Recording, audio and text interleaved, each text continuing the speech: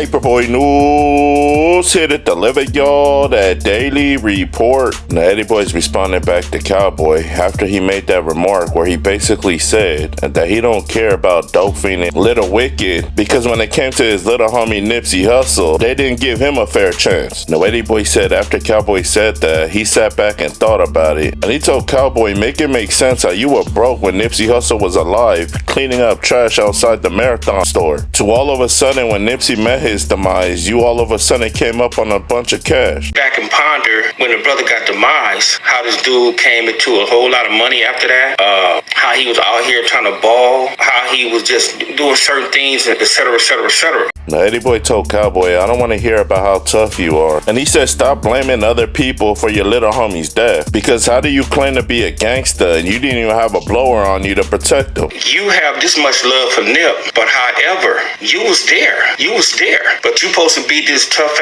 ass, gang member, this tough ass neighborhood dude, and you didn't do nothing.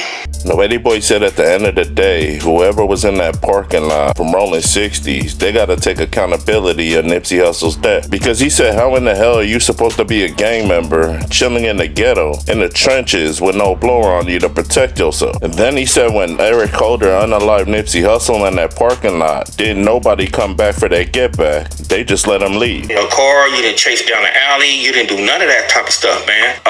Some of you guys had burners on you, some of you guys ran. Some of you guys just didn't stand on business, man. And now all of a sudden, you guys talking about Nip didn't get a fair chance? Nah, bro.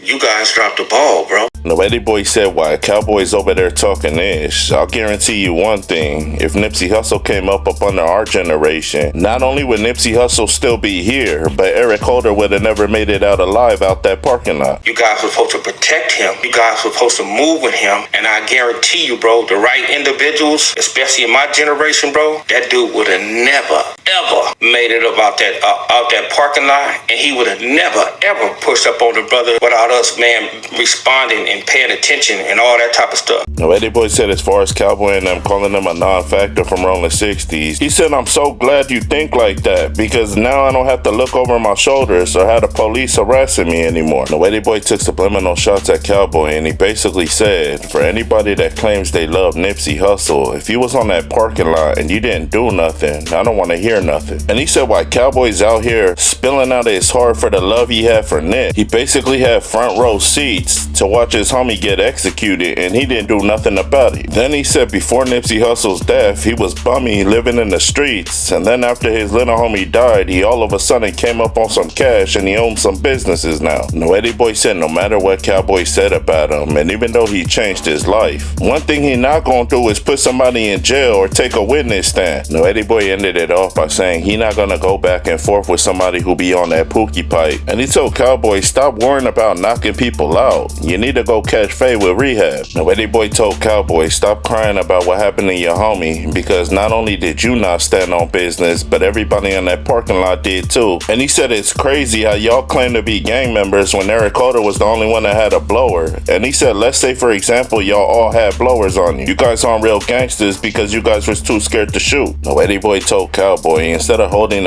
everybody accountable for your little homie's death, you need to hold yourself and the rest of the people that was on that parking lot, because y'all didn't protect Nick. Then he told Cowboy, you need to go to rehab because if you weren't on so much drugs, you would have realized that. Now, salutes and shout outs to Eddie Boy, and he left Cowboy one last message, but before I play it out, y'all like, share, and subscribe to the channel. Y'all let me know what y'all think down in that comment section. Paperboy Newsstand, y'all be safe and stay dangerous out there. Gone. And for brothers out here, man, if you brothers,